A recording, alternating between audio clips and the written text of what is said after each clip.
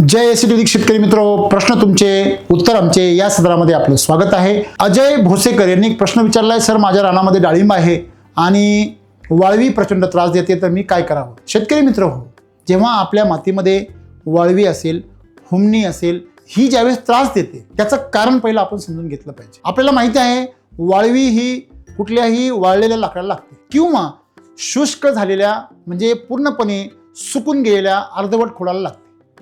म्हणजे ते खोड एका बाजूने हिरवा असेल, एका बाजूने वाळलेला असेल तर त्याला पण लागते।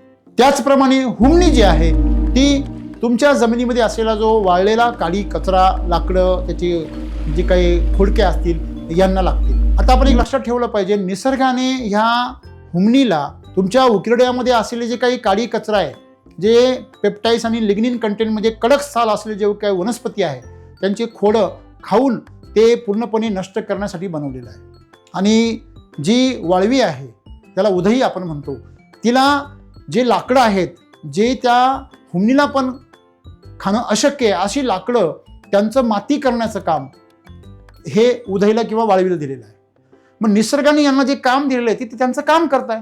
याचा अर्थ असा आहे की तुमच्या पिकामध्ये सुरुवातीला जे काही तुमचं रोप आलेलं आहे डाळिंबाचं, त्याच्यामध्ये त्याच्या मदर प्लांटमध्ये रासायनिक खतांचा वापर खूप जास्त असल्यामुळे ते त्याच्या बायोलॉजिकल प्रक्रियेमध्ये म्हणजे जैविक प्रक्रियेमध्ये ते असं वाटतंय की ते वाळलेलं आहे आणि म्हणून ते त्या ठिकाणी उधईला अट्रॅक्ट करते।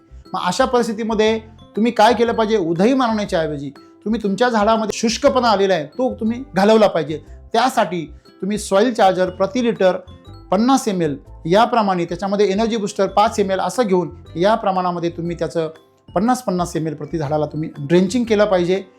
त्यानंतर तुम्ही LSQ जे आहे शिलाजीत किंवा अमृत जल आहे त्याची त्यांना फवारणी वरतून केली पाहिजे। सर्वात महत्त्वाची गोष्ट म्हणजे तुम्हाला ह्याच्यामध्ये सॉइल चार्जरचं ड्रेंचिंग केल्यानंतर किंवा एसिडिटीचे बेसल डोस टाकल्यानंतर तुम्हाला पुन्हा वाळवीचा कधीही त्रास होणार नाही।